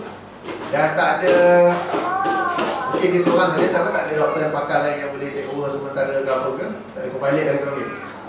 Tak ada co-pilot ke apa ke. Jadi tak mengapa kalau dia tak solat sebab dalam suasana darurat. Hati dia ingat saya nak solat tapi saya kena complete this operation first. Dah habis tu baru dia dapat solat. Dia dalam kes begitu dibolehkan sebab dia ada kes life and death situation. Lalu dia terpaksa tak solat lagi. tertib Tapi bila qada tu masih ikut tertib. Asar dulu yang Nabi buat, asar dulu baru maghrib. Bukan maghrib baru asar, dia still ikut tertib. On the same subject about qada ni kan, ada actually just now you mentioning about more on darurat all this. Kalau yang jadi lara macam mana Ustaz? Ada ke soalan ganti? Shopping ke? Masyarakat. Our own problem lah, our own solat ganti. ada solat ganti, ada. Qada ada ke? Asalnya tak ada solat qada. Asalnya tak ada solat qada kecuali dalam suasana darurat macam kes perang hadap tadi. You are in a life and death situation. So kalau tengah shopping sekarang ni memang kita kata memang tak ada alasan sebab kebanyakan shopping mall ada surau. Di Malaysia pun sekarang dah banyak ada surau. Kita sebenarnya boleh solat. Kalau seseorang tu tersangat lara apa semua tu, dia sepatutnya bertaubat kepada Allah SWT. Sama juga dalam kes yang Brother Anwar sebut tadi, ada orang yang sekian lama tak solat. Lalu umur 40 baru dia nak solat. Okay, ada ajaran di Malaysia yang kata you kena qada solat daripada hari you ambil balik umur 11 tu. Mega untuk jawapan 5 kali 365 kali daripada umur 11 sampai umur 40. You kena qada sampai-sampai dia cerita tak boleh sembahyang sunat. You kena qada semua tu baru boleh sembahyang sunat. Okey, ini satu pandangan sebenarnya ada dibincang. So Imam Ibn Taymiyah rahimahullah ketika berbincang bab ini, dia menerangkan orang yang sebenarnya tak pernah solat tu, tiba-tiba baru nak solat, dia tidak dituntut qada, tapi yang dituntut padanya ialah bertaubat. Sebab dia telah sengaja meninggalkan solat for the last 20-30 years itu. Dia bertaubat, start a new life, pray discipline dan 5 kali sehari itu. Tak payah nak qada daripada dulu. Sebab kalau nak qada tu, kadang yang muslimat pula kena kira aku punya time period je. Time period ni tolak campur. Sebab period bukan semua fix, ada yang berbeza-beza. Time yang melahirkan pula ke apa ke. Tapi safe side nombor 3 dia semua. Tak. Jadi itu cukup dengan dia bertaubat je. Dan start dengan bersolat.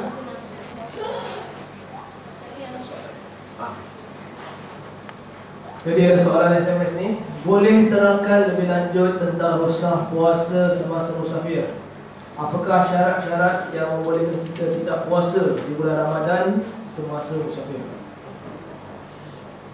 Okey, soalan yang bagus. Termasuk rukhsah ketika bermusafir ialah membuka puasa ataupun daripada awal lagi tidak berpuasa ni.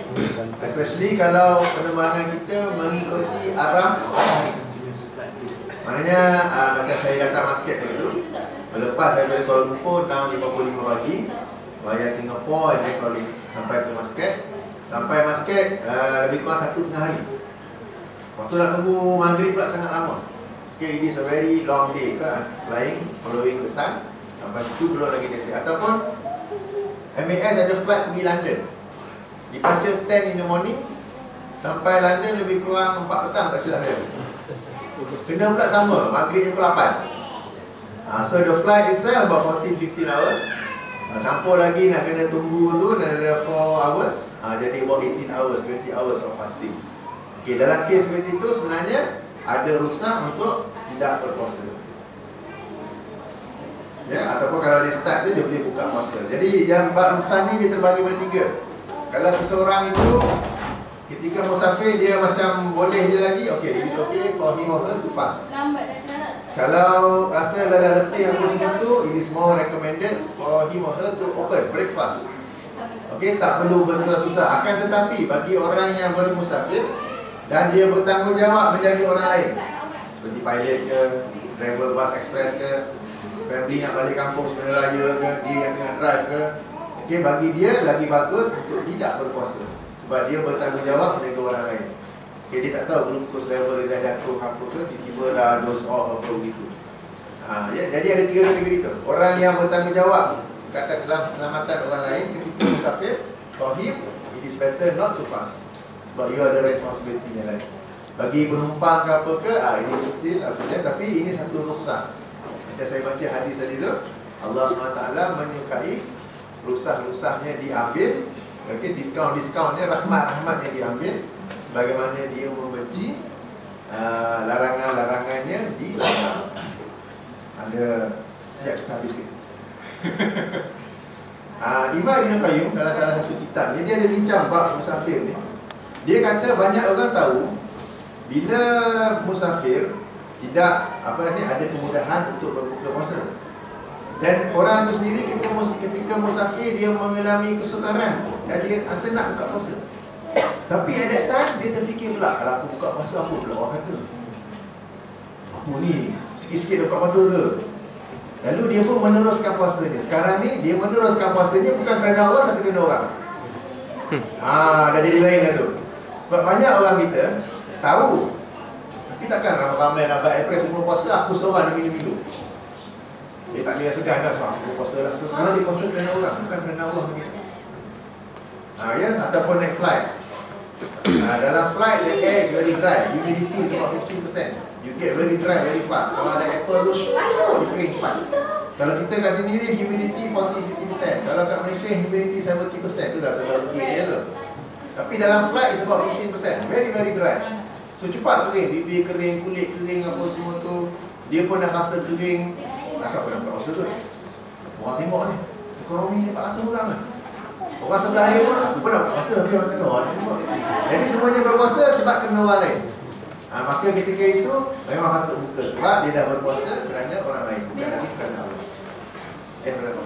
Antara rukhsah dengan taqwa, obviously contohnya if you fast for 18 hours maknanya there is a sign of taqwa. Tapi pada masa sama ada rukhsah, in a way you are pushing yourself, pushing your limit kan.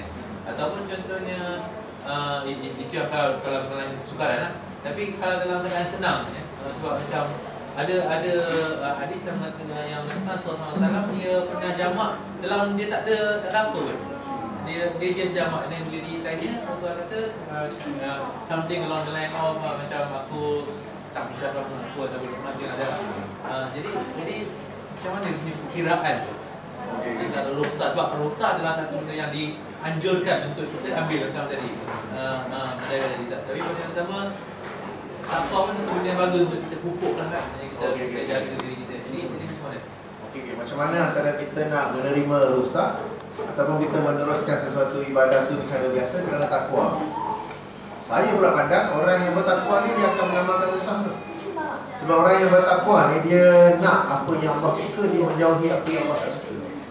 Allah tak suka benda-benda katakan riba, dia akan menjauhinya. Allah suka solat-solat sunat, dia akan melakukannya. Dan dia tahu Allah suka kalau kita ambil rukhsah-rukhsahnya. Maka kerana dasar-dasar takwanya itu, dia akan ambil rukhsahnya dan berbuka puasa. Jadi saya pula faham ke situ. Jadi takwa sebab kalau kita nak tetap beribadah dalam suasana sukar ni, ada satu hadis sahih juga yang Rasulullah SAW sedang travel. Lalu dia nampak ada orang tu sedang berpuasa dan berdiri dalam panas.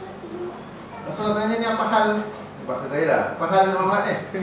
Dia bernazar untuk berpuasa dan sambil berdiri di hari siang.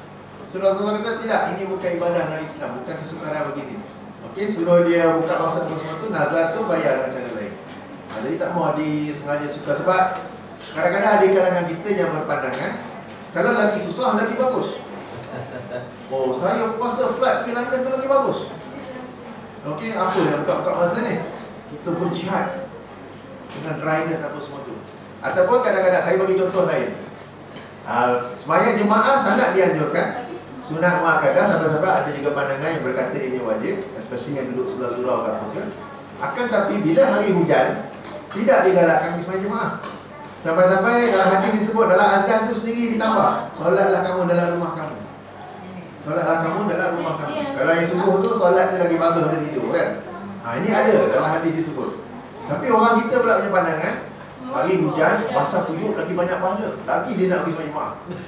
Hari tak hujan tak pergi. Dah hujannya apa semua tu, tentu juga yang nak pergi. Orang yang macam saya pula hari hujan duduk rumah, dia ni iman lemah kan. Padahal saya nak ambil rukhsahnya tu. Sama juga dalam satu hadis lain, Sahih Muslim, Rasulullah SAW bersabda, apabila panas sangat menyengat, maka tangguhkanlah solat zuhur kamu atau solat Jumaat kamu. Kalau kita pernah dengar hadis ni. Kata the day is so hot, the sun on top of you is so hot. Kalau kita dapat terjemah panas yang menyengat, tangguhkanlah waktu solat kamu. Jadi itu delay dia particular prayer. Dalam sebahagian kitab mazhab berdasarkan kaedah qiyas, para ulama itu berpendapat, ini Syekh Farawi ada quote, kalau boleh ditangguhkan berdasarkan kaedah qiyas, boleh juga diawalkan. Lalu sebagian ulama ada yang berkata kalau tengah hari pun panas, pukul 3 pun panas, pukul 10 sejuk, boleh sembahyang Jumaat pukul 10 pagi walaupun belum masuk waktu zuhur, tapi berdasarkan hadis itu. Ini satu pandangan yang kita kata mungkin kita tak biasa dengar atau apa ke. Ini salah satu pandangannya. Okey, sebab saya tak ingat buku Syekh Qaradawi apa tajuk dia, yang fiqh minority tu untuk orang yang di Europe apa semua tu. Ya, ini salah satu pandangan. So ada rukhsah di situ. So hari hujan, hari panas sangat ke apa ke, boleh kalau tidak pergi sembahyang berjemaah. Ada kemudahan di situ. Jadi tapi kadang-kadang orang kita dia terbalik, lagi susah, lagi dia dianggap banyak pahala, lagi dia nak pergi.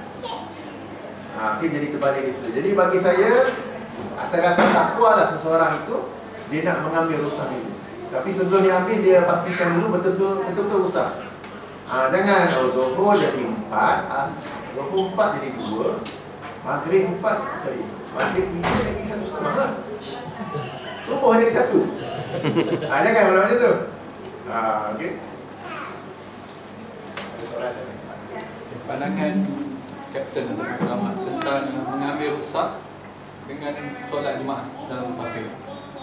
Contohnya kita boleh qasar, tapi kita nak berjemaah dengan jemaah kat situ lah, kat masjid tu kan. So yang mana patut kita penting utama kan? Okey, maknanya apa? Kita sedang musafir, kita sembahyang di masjid tu, nak sembahyang kasar tu sembahyang tamam 4 rakaat dengan jemaah di situ. Okey, memang ada dua pandangan sebab dalam sebahagian hadis diceritakan bila musafir, solat tu memang dua, dia bukannya ada pilihan antara 4 dengan 2. Jadi memang 2. Whenever yang musafir, yang solatnya memang 2, bukan 4. Untuk zuhur, asar dengan isyak lah. Sebahagian lain pula berpandangan, ya memang gitu, tetapi ini sebenarnya satu pilihan. Kalau orang itu dia pergi menjadi makmum di tempat itu di mana jemaah di sana sembahyang 4 rakaat, boleh nak sembahyang 4 rakaat. Macam saya amalkan yang pandangan kedua tu. Kan yang sebelum-sebelum ni kita sembahyang isyak jemaah, saya ikut sama 4 rakaat. Tapi ada pandangan yang berkata bila musafir it is only 2. Jangan 4. It is only 2. Memang ada pandangan begitu. Macam mana solat Jumaat kalau tinggal sini? Sebab solat Jumaat ni memang dua. Sepatutnya yang musafir kan dua. So orang yang musafir ni dia kena tambah lagi 2 ataupun dia setengah buat solat tu.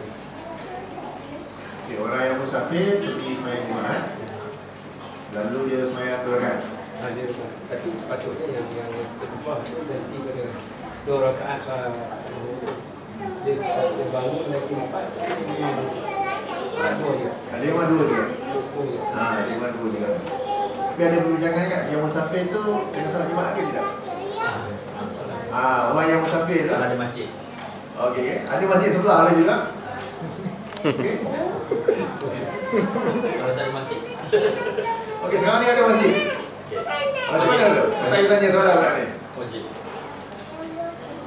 Okey, sebab Rasulullah SAW dalam berbagai musafirnya, sama ada ekspedisi dakwah ke jihad ke apa ke, tidak diriwayatkan melaksanakan solat Jumaat bila sedang musafir. So maka di situ ada pandangan ulama yang berkata bila musafir tidak diwajibkan solat Jumaat. Okey, di situ tu. Tapi sekarang ni masjid kat sebelah kan? Tapi yang macam yang tu Jumaat dia special, saya ada dengar masa musafir tu kena sebelum habis waktu subuh kan, yang ada betul yang kalau kita boleh merancang seboleh-bolehnya musafir selepas waktu solat Jumaat supaya kita boleh solat Jumaat, ataupun kita musafir bukan betul lah, maknanya kita kalau kita boleh rancang seboleh-bolehnya waktu nak start musafir tu lepas solat Jumaat 3 petang supaya kita boleh solat Jumaat di situ baru bergerak. Itu betul. Tapi katakan macam kerjaya saya, flight pukul 10 pagi. Captain is going to delay the flight.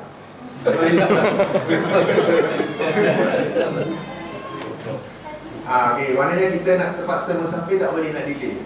Jadi di situ tu kita betul ataupun tidak solat Jumaat. Ustaz, saya ada soalan. Katakanlah kita tinggal di Northern Hemisphere. Soalan tadi tak boleh. Jangan kau nak jawab. Soalan untuk dijawab. Jangan tanya saya pula tanya kan. Jadi dia tanya kita dulu. Dia tanya.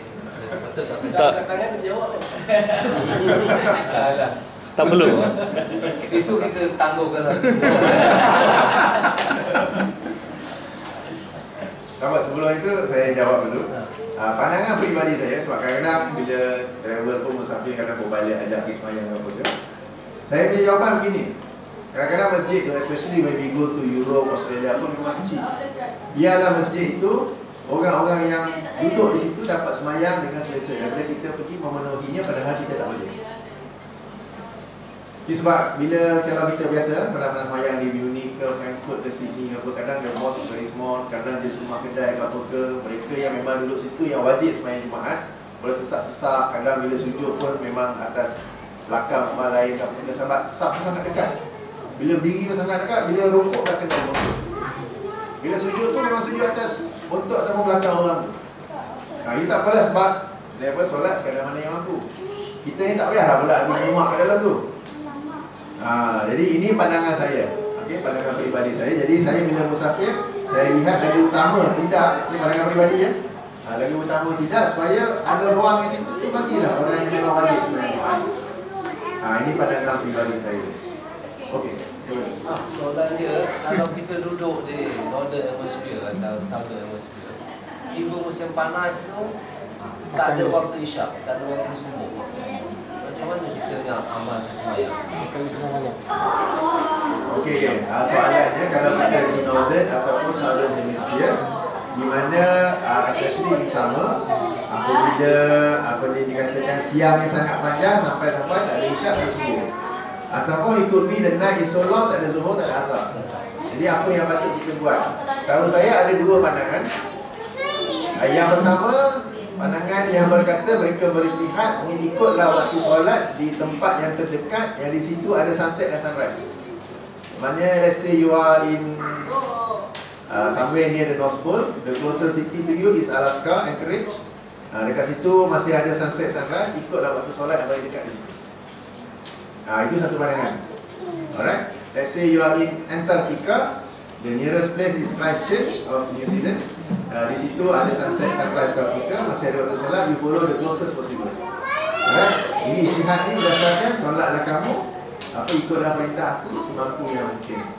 Pandangan yang kedua, boleh ikut perkiraan sendiri, lebih kurang saja. Sebab berdasarkan sebuah hadis di mana Nabi SAW bersabda tentang hari saat-saat sebelum datangnya hari akhirat, tanda-tanda akhir zaman tu, tanda saat-saat kita panggil tanda-tanda kecil kiamat, di mana siangnya sangat panjang.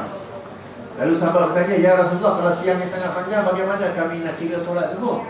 Rasulullah jawab, kiralah ikut perkiraan kamu sendiri.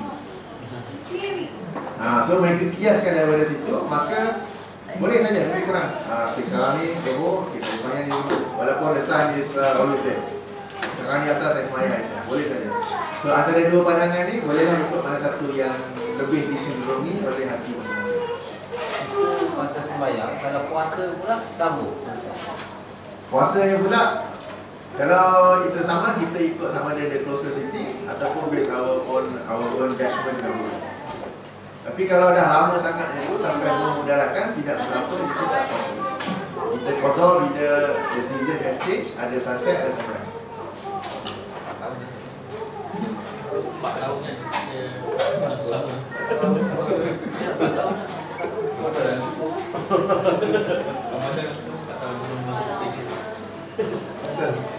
Just to get your experience, because you travel as a pilot, you travel nearly every day. How do you manage you punya, especially puasa and solat and all that? How do you manage? Pengalaman saya sebagai pilot, bagaimana saya menguruskan manage puasa saya dan solat saya. Puasa bukan lazim, hampir-hampir selalu saya tak puasa. Sebab apa? Sebab saya bertanggungjawab tentang keselamatan penumpang itu dan juga mengamalkan rukhsah bila musafir tidak puasa. Jadi sometimes adalah flight yang kita landing dia akan lagi 6.30 pagi. Masa descent tu baru nak makan sahur apa tu, itu saya puasa lah tu. Tapi masa datang kalau flight apa semua tu, saya memang tak puasa. Sebab saya bertanggungjawab nak kena jaga keselamatan penumpang saya. Okey, kalau saya sebagai penumpang, okey, depends. Kalau that flight is normal, okey, saya puasa. Tapi kalau yang kita kata following the sun, let's say I'm coming to Muscat during Ramadan, ada jemputan lagi ke mana tahu. Yang berlepas lah 55 pagi pergi Singapura sampai Muscat tengah hari. Kalau macam tu saya tak puasa. Biarlah orang kata ini iman lemah, flight lebih sikit pun duduk kat situ tak nak puasa, tak apa. Okay, saya nak ambil urusan dia. Tentang solat pula setakat ni alhamdulillah dimudahkan. Sebab ialah mungkin saya dah biasa dah tengok matahari apa semua, tahu waktu solatnya. Maka kadang-kadang certain routine tu dah sangat biasa, dah tahu dah. Okay, kadang-kadang orang tanya saya nak pergi Narita, naik MH89. Dah tahu flight number, dah tahu dia baca, saya boleh beritahu semuanya 4:30 pagi waktu Malaysia. Waktu okay, kiblat 8 o'clock. Dah boleh beritahu sebab saya dah biasa dah mungkin. Tapi kalau flight yang saya tak biasa ke apa ke, saya guna app yang saya sebut tadi tu lah. Okay, kalau app tak ada apa, just tengok position matahari. Tentang tempat semayang, apa nak kata, selalu dia galley area tu. Ada kita panggil yang door area tu, dia macam lapang sikit, saya semayang di situ tu lah. Okay, kadang-kadang let's say flight ke Dubai balik KL. Dubai balik KL tengah descend tu baru masuk waktu subuh. Okey, tengah kita descend, bila descend tu dah saya pun cakap. Check lah. The whole flight kan masih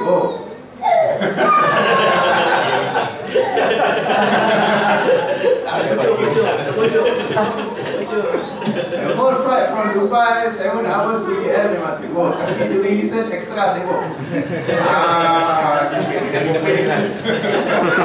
So it is not recommended for me to leave my seat and do my prayer. Jadi at that particular time, saya supaya duduk lah situ. Walaupun kiblat lebih around 4 o'clock atau begitu, tapi saya supaya duduk dalam apa nama kokpit ini. Okay, kepala lebih flying, but mungkin macam Brother Fawaz tadi, sampai saya saya masih dengar lagi traffic controller dia bagi arahan apa. Kadang-kadang di set 4,000, balik dengar di set 14,000. Dia pula pergi set 4,000 ke 14,000 jadi saya kena duduk dari situ lah.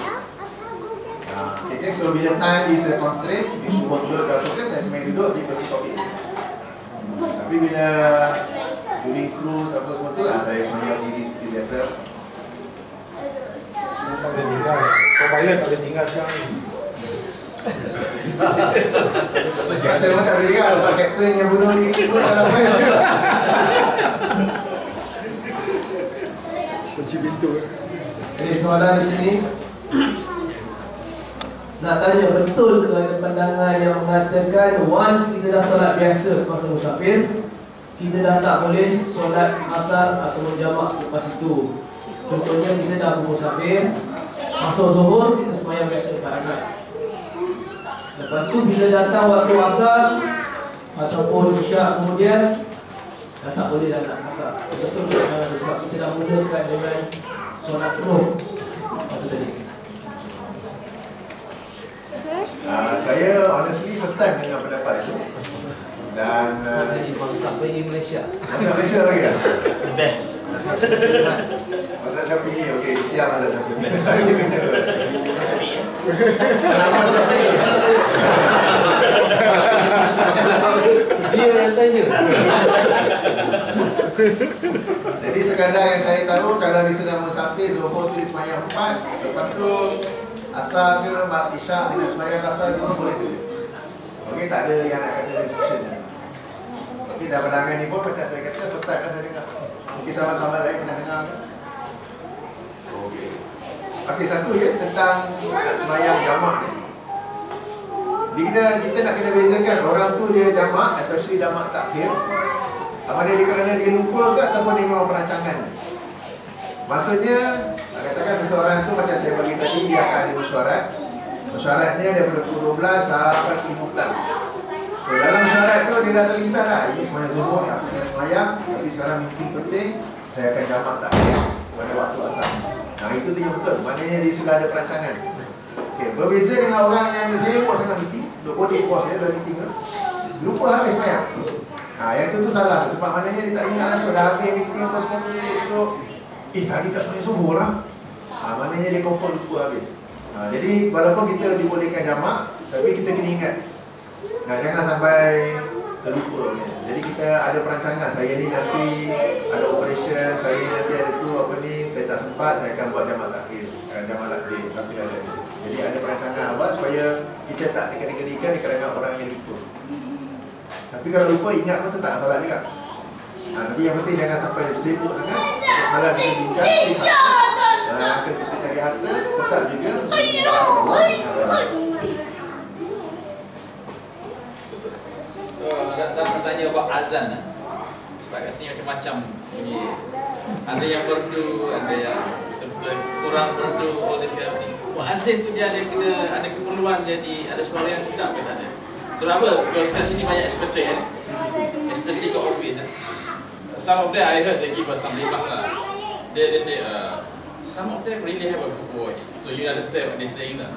So ada yang suara memang bagi kita rasa tak sedap dengar. I mean because it's like first impression, you know. What do you think about that?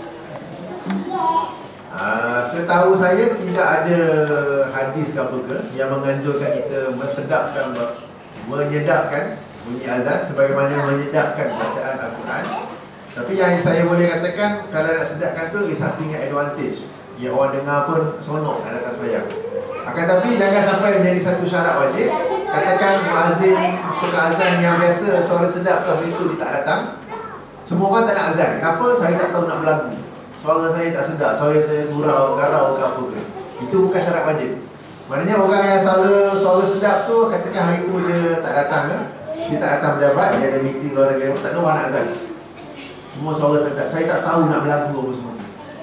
Okey, jadi ianya satu advantage tapi bukan syarat wajib. Okey ke?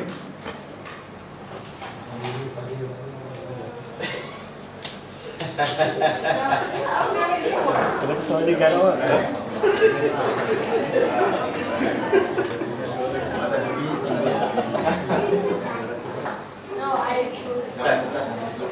Pasal solat Jumaat tadi ada satu yang tak jawab, yang masa musafir. Kita musafir tapi ada masjid kat sebelah.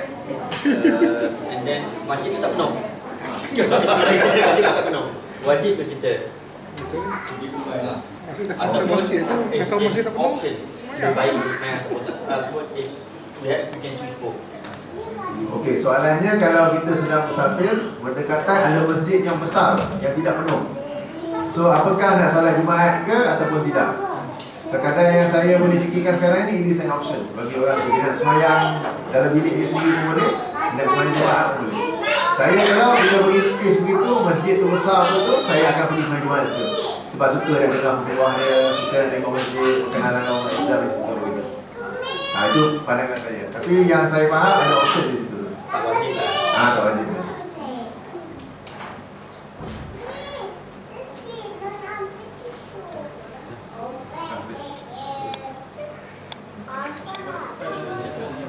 Ada lagi tak soalan? SMS dari siapa?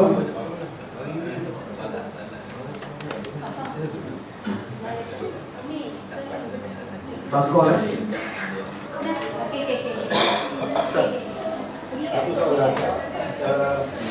Kita masuk lagi ke surau atau masjid dan kita ikut orang tu semayang. Mana masuk maghrib, dia semayang maghrib. Ya. Kita ikut dia semayang maghrib, 3 rakaat selesai. Lepas tu dia buat kasar untuk isyak. Tapi kita tak buat kasar. Jadi kita keluar ataupun kita boleh ikut sekali untuk dapatkan jemaah, sembahyang berjemaah. Di jemaah lah. Jemaah. Soalan macam mana? Apa ni, imam sembahyang penuh, kita sembahyang ke imam sedang jamak kasar, kita sembahyang penuh? Ya. Boleh ikut imam tu. Boleh. Bila katakan dia sembahyang isyak 2 rakaat ni, dia bagi salam, kita sambung, kita bangun sembahyang lagi 2 rakaat. Okey, kalau dia ada way round? Dia ada way round, dia sembahyang 4, kita sembahyang 2. Ya. Tak boleh dah tu. Atau mungkin case-nya begini Ustaz. Karena kita travel, kita jamak takhir salat maghrib, tapi berjamaah ke imam yang salat isya 4 rakaat. Karena ada pendapat ketika kita salat maghrib 3 rakaat, sedangkan imam 4 rakaat. Maka ke rakaat ketiga kita stop dulu walaupun imam lanjut. Sampai akhir imam salam kita ikut salam. Nah, itu pembahasannya ya Ustaz.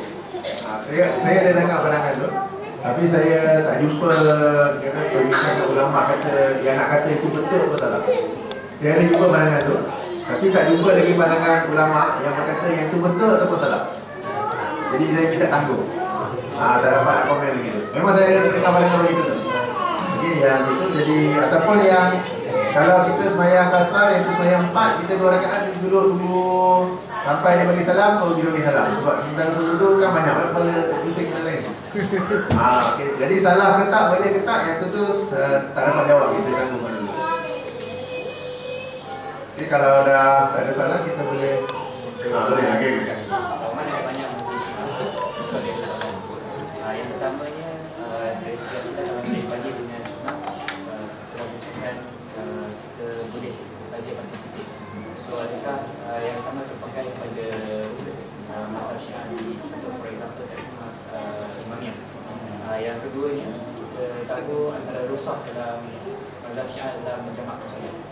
So bolehkah kita contoh for example shopping di Matra.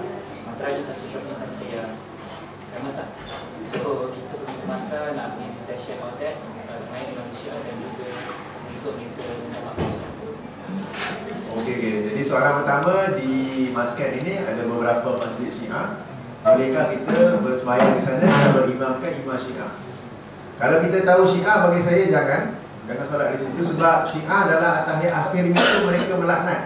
Mereka bagi selawat pada Rasulullah, Ali dan Ahlul Bait, dan kemudian mereka sambung melaknat Abu Bakar, melaknat Umar, melaknat Uthman. Okey, keduanya mereka ada satu cara lain. Kalau kita nak kenal masjid Syiah pun, dekat tempat nak masuk dewan solat tu ada satu bakul kecil, ada batu-batu. Dia panggil itu batu dari Karbala. Supaya bila mereka sujud, mereka dapat merasa kesakitan batu tu di dahi mereka, supaya mereka dapat rasa kesakitan yang dihadapi oleh Hussein ketika dibunuh di Karbala. Okay, kemudian yang melaknat tu kadang-kadang yang berkata, kadang-kadang ada juga yang sambil sedang sembahyang tu atau akhir mereka tepuk paha. Maknanya sambil tepuk tu mereka sedang melaknat. Mereka akan tepuk 3 kali. Jadi di situ ada perbezaan yang sangat besar. Jadi kalau kita nak kenal masjid itu Syiah atau tidak, tengok ada batu-batu ketika nak masuk dalam dewan solat. Okay, macam saya pernah pergi ke Beirut. Okay, so time tu saya co-pilot. Alhamdulillah, kapten saya pandai juga, dia ajar saya macam mana nak kenal masjid Sunni, masjid Syiah. Sampai batu ke hidung, kita cari masjid lain. Sampai masjid Sunni cari batu dulu. Sebab di kalangan Syiah ada yang memang memusuhi Sunni. Jadi kita nak tanya pun tak berani juga. Kadang dia kata takiyah, lepas tu mula ke apa ke, so cari batu tak ada, okey baru masuk masjid. Okey, itu yang pertama. Soalan kedua, Syiah dia orang selalu jamak, bahkan tak silap saya bukan usaha mereka, menjadi satu praktis mereka, kewajipan mereka. Solat itu 5 tapi 3 kali sehari. Solat itu 5 sama subuh, zuhur, asar, maghrib, isyak, tapi 3 kali sehari. Subuh, zuhur dengan asar sentiasa jamak, maghrib, isyak sentiasa jamak. Jadi itu adalah talfiq ataupun perbezaan mazhab yang kita tak boleh ikuti. Kita jamak kalau ada kesukaran saja. Okey, yang macam Syiah suka tak suka ini sememang dia orang cara solat, dia suruh waktunya. Zuhur, asar sentiasa jamak, maghrib, isyak sentiasa jamak.